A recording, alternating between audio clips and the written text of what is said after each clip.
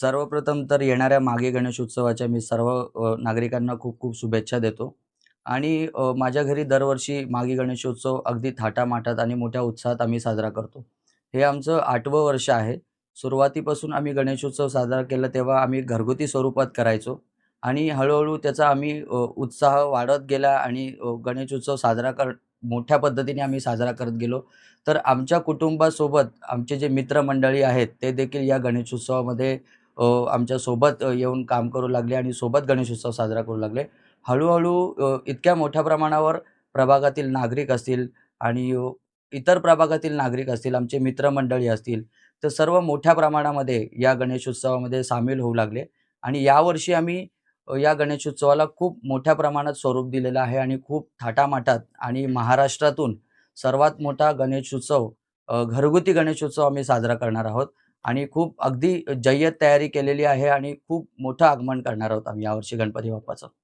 आगमनाचा सोहळा कसा असेल? स्वरूप कसं असेल त्याचं? आगमनाचं स्वरूप असं असेल, की आम्ही 18 तारखेला येत्या रविवारी संध्याकाळी 6 वाजता जे स्वामी समर्थ चौक आहे, त्या चौकापासून माझी जी बिल्डिंग आहे डी-मार्टच्या बाजूला हरिसंस्कृती, या ठिकाणापर्यंत आमचा आगमन सोहळा असेल. जवळपास 3 ते 4 तासाचा आगमन सोहळा असेल आणि या विशेष म्हणजे या आगमन सोहळ्याला आम्ही एकदम प्रतिष्ठित जे बँड्स आहेत, जसे वर्ली बीट्स आहे, लालबाग बीट्स आहे, शिवांकृती ढोल ताशा पथक आहे, आर-डी-एक्स साउंड अँड लाईट्स आहे आणि मोरया इव्हेंट्स आहे. त्यासोबत आम्ही फायर शोज देखील करणार आहे.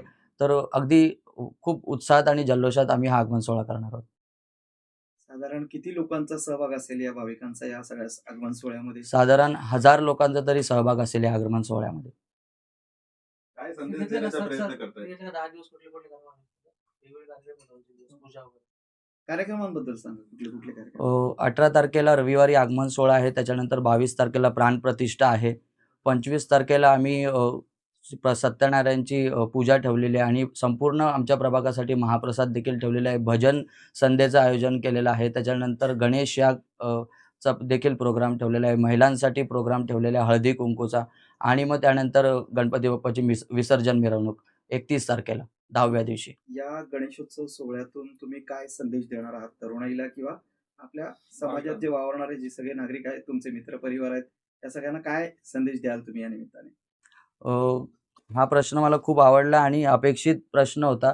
तर मला असं सांगायचं आहे, की जी आजकालची तरुण पिढी आहे, यांचं कुठेतरी असं मला वाटतं, की कुठेतरी विजन डायव्हर्ट होत चाललेलं आहे. सध्याचे जे करंट अफेअर्स चालले आहेत महाराष्ट्रामध्ये किंवा बदलापूर शहरामध्ये, की एक यंग जनरेशन कुठेतरी एका पर्टिक्युलर ठिकाणीच बघतोय आणि त्याला असं वाटतं, की त्याच ठिकाणी त्याचं उज्ज्वल भविष्य होणार आहे. पण असं नाहीये.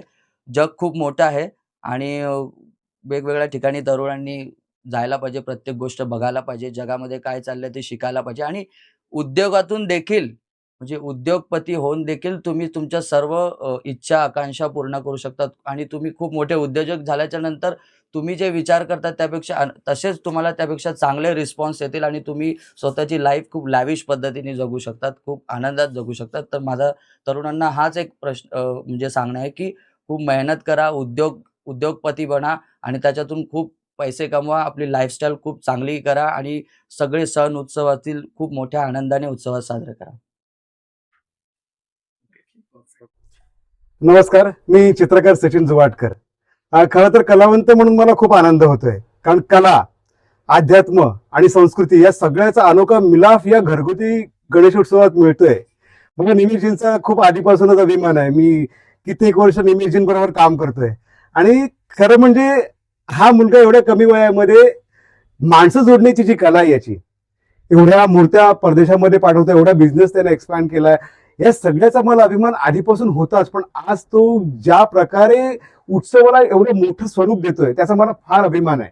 याच्यामधून अनेक कलावंतांना रोजगार मिळत आहेत. आज तो जे काय काम करतो 24,000 स्क्वेअर फूट मध्ये त्याने त्याचं पूर्ण वर्कशॉप आणि हे सगळं ऑफिस वगैरे सगळं चालू केलं, याचा मला अत्यंत अभिमान आहे. माझ्या खूप शुभेच्छा त्याच्या मागे आणि त्याच्या पत्नीच्या मागे सुद्धा कायम आहेतच. शिवाय तुमचे सगळ्यांचे आशीर्वाद त्याच्या मागे कायम राहावेत, कारण सगळ्यांसाठीच अशी माणसं समाजामध्ये फार महत्वाचे केंद्रस्थान ठरणार आहेत. याच्या पुढे आणखीन भवितव्यामध्ये खूप मोठी स्वप्न त्याची आहेत. तुमचे सगळ्यांचे आशीर्वाद असतील तर ते सगळंच यशस्वी होईल. नमस्कार, मी प्रशाली सुहास सोनावणे, सर्वप्रथम तर मी हे सांगू इच्छिते की मी निमेश बरोबर यावर्षी जोडलेली आहे. यापूर्वी मी त्यांना बघितलंही नव्हतं आणि त्यांना ओळखतही नव्हते. यांचं एक असं वैशिष्ट्य आहे की एवढा उद्योजकपती बनलेला आहे तो आणि एवढ्या लहान वयामध्ये बनलेला आहे. मला त्यांनी जे गणपतीचं सांगितलं की आम्ही आमचा घरगुती गणपती नेहमी दरवर्षी ठेवतो. यावर्षी मोठ्या प्रमाणावरती करणार आहे. जसं मागे गणपती आपल्या बदलापूर ईस्टमध्ये मोठा गणपती येतो, त्याचप्रमाणे त्याच लेव्हलपर्यंत आता आपला हा घरगुती गणपती आहे त्या लेव्हलपर्यंत घेऊन जायचं आहे.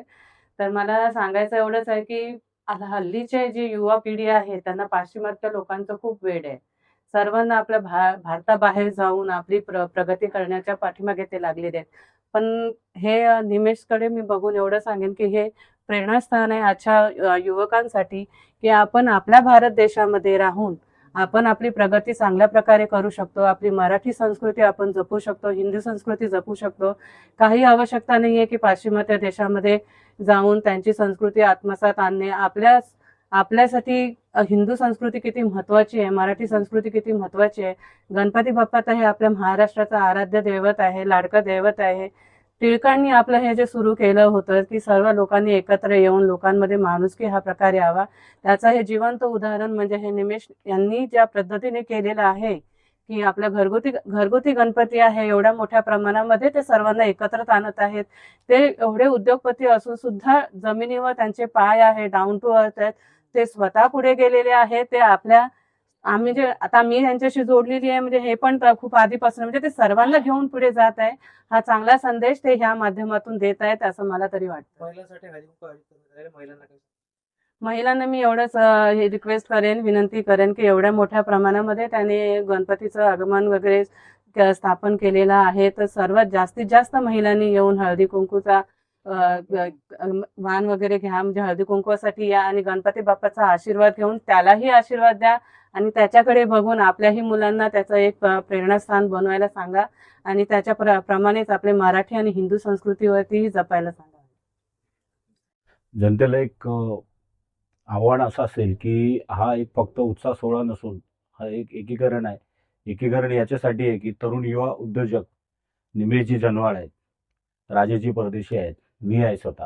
आम्ही सगळ्यांनी एक संकल्प केला की आम्ही विभागातले तरुण जे आतापर्यंत अगदी वेगळ्या पद्धतीने जात होते त्यांना सुधारणा करण्याचा आम्ही प्रयत्न करणार आहोत. जे आमच्याबरोबर येतील ते 100% सुधारतील याची मला खात्री आहे.